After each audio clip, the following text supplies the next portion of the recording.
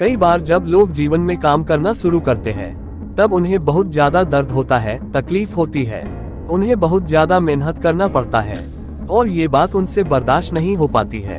उनका शरीर जवाब दे देता है और वो उस काम को छोड़कर किसी और तरकीब से सफल होने का प्रयास करते रहते हैं। लेकिन याद रखिएगा, इस प्रकार से कोई भी व्यक्ति जीवन में सफल नहीं हो पाता है।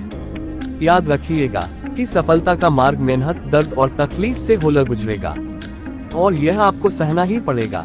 तो इसके लिए आप हमेशा तैयार रहिए। तो चलिए इस बात को एक कहानी के माध्यम से समझते हैं। एक बार एक मूर्तिकार अपनी छीनी और हथौड़ी से एक पत्थर को भगवान की मूर्ति का आकार देने का प्रयास कर रहा था।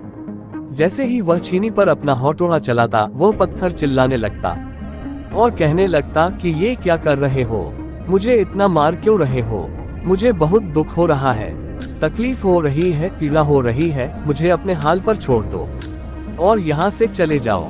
मूर्तिकार ने उस पत्थर से कहा, मुझे बहुत अच्छे से पता है कि तुम्हें बहुत ज्यादा दर्द हो रहा है, तकलीफ हो रही है और तुम बहुत ही ज्यादा पीड़ा में हो, लेकिन यदि आज तुमने इस दर्द को नहीं सहा, इस तकलीफ को नहीं सहा, तो जीवन भर तुम यही इसी प्रकार से पड़े रहोगे।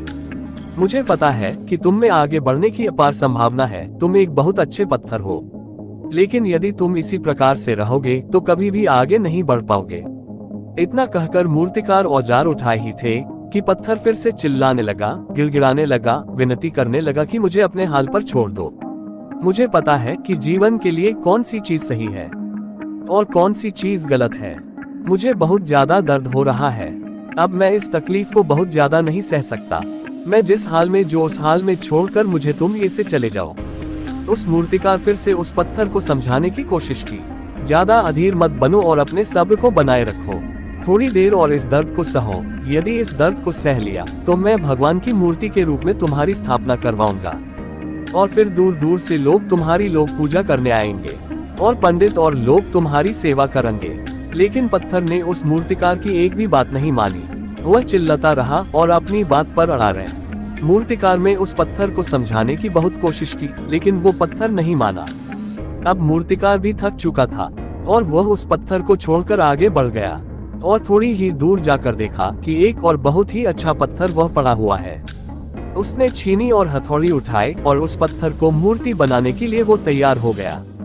मूर्तिकार ने छीनी और हथौड़ी का वार दूसरे पत्थर पर जारी रखा। दूसरे पत्थर को भी दर्द हुआ, तकलीफ उससे भी हुई, लेकिन उस पत्थर ने बर्दाश्त कर लिया और देखते ही देखते थोड़ी समय के बाद उस पत्थर ने भगवान की मूर्ति का रूप धारण कर लिया। थोड़ी दिन बाद उस मूर्ति की एक मंदिर में स्थापना हो गई। धीरे धीरे करके लोग वह पूजा पाठ करने आने लगे, लोगों की मन्नतें वहां से पूरी होने लगी और वह मंदिर बहुत ही ज्यादा प्रसिद्ध हो गया। अब धीरे धीरे करके दूर दूर के गांव से लोग वहां पूजा पाठ करने आने लगे। फिर एक दिन और उससे पत्थर को उसी मंदिर में लाया गया और उसे एक कोने में रख दिया गया। अब लोग आते और उस पर नारियल फोड़ते। ये कोई और पत्थर नहीं बल्कि भी पत्थर था जिसने दर्द को नहीं सहा था। अब वो पत्थर मन ही मन बहुत ज्यादा पछता रहा था, दुखी हो रहा था और अपने आप से कह रहा था कि काश मैंने उस दिन उस दर्द को, उस तकलीफ को सह लिया होता, तो आज लोग मेरी भी पूजा करते।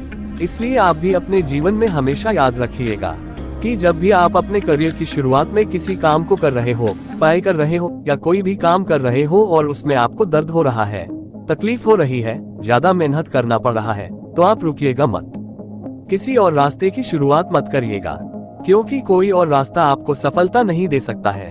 आपको उस दर्द को, उस तकलीफ को सहना ही होगा और उस दर्द को, उस तकलीफ को सहकर आप ज्यादा मजबूत बनेंगे और तभी आप अपने जीवन में आगे बढ़ पाएंगे। और जीवन में हमेशा याद रखिएगा कि आपको पहले पत्थर की तरह नहीं बल्कि दूसरे पत्थर की तरह बनना है। दोस्तों, यदि ये कहानी आपको पसंद आई हो और इससे कोई सीख मिली हो तो अपने दोस्तों और अन्य लोगों के साथ शेयर जरूर करिएगा और हमारे चैनल को भी सब्सक्राइब करके रखिए। Thank you.